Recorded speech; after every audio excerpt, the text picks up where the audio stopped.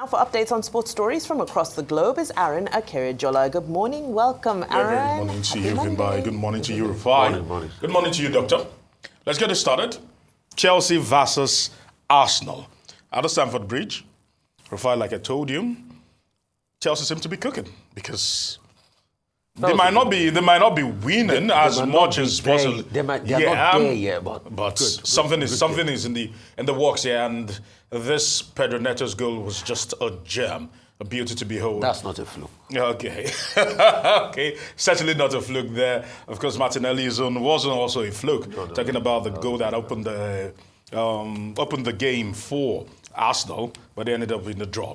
Now, moving away from that, other results that actually came in the Premier League over the course of the weekend, I actually saw the likes of Manchester City losing. And not forgetting, Manchester United also had a massive win with one man saying his final goodbyes as interim manager because Amorim is on the way.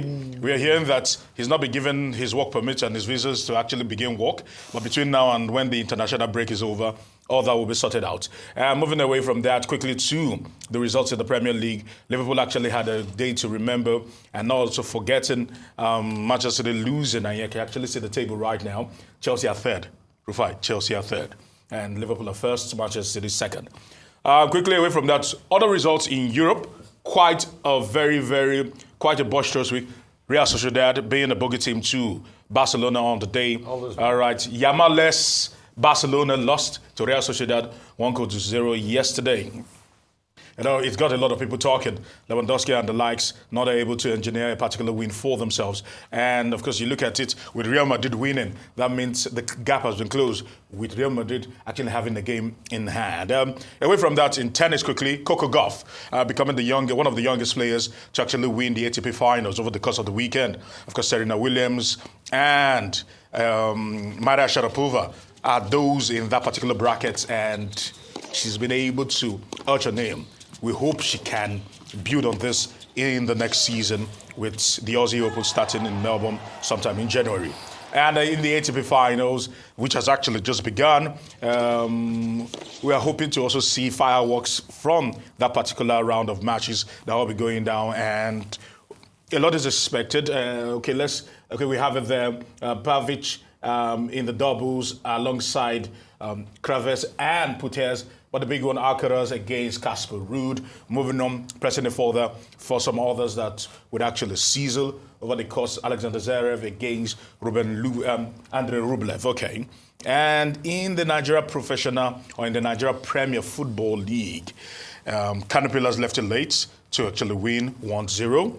And not forgetting Lobby Stars also with their foreign coach. Yeah, right.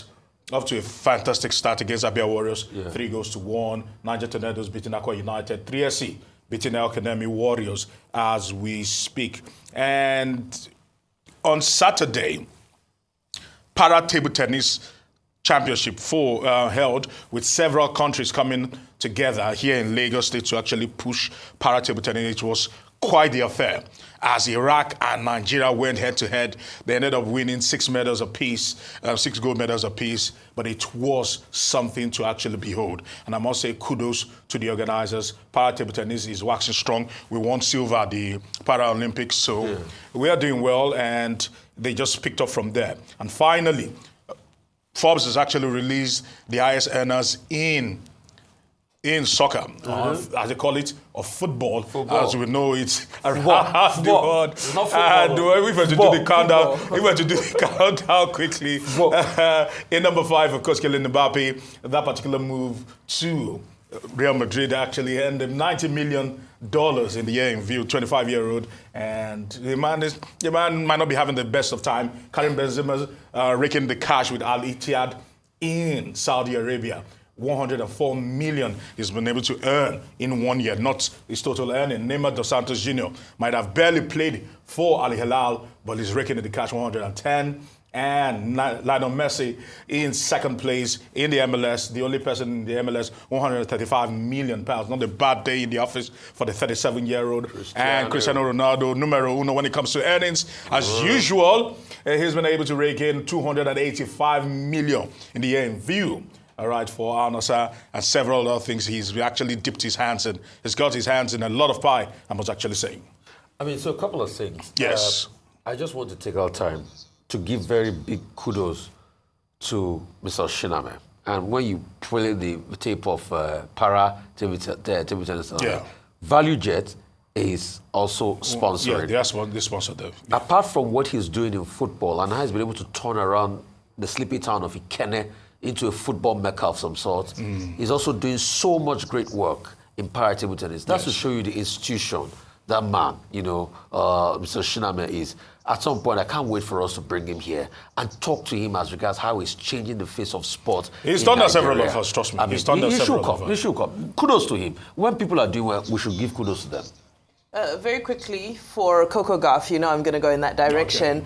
So besides her being, breaking records, because the last time this happened, Maria Sharapova won. And, Coco Gauff in her statement said something so funny, because she's like, well, the last time this happened, I wasn't even born yet. But besides that, she's walking away with a whopping $4.8 million, which is the biggest payout in the history of the WTA. Yeah. So all I know is from here, my child and I are going to tennis training. Thank you very much. Oji's daughter, by the way, yes, exactly. is already on that particular part. So, right. Okay, congratulations to Coco Gauff. Yes. Yes, the year in question was 2004.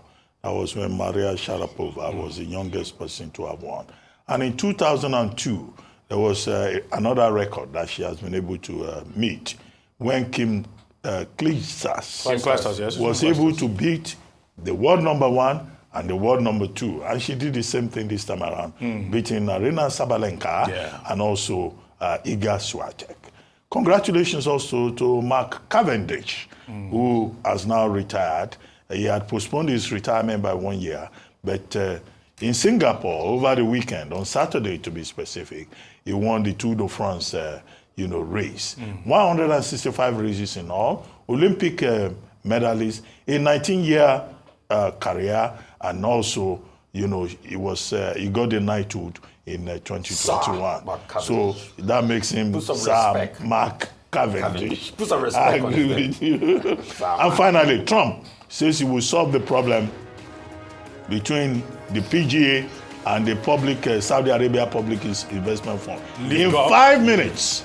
And this person, Rory McCraw, says yes, they're looking forward to that.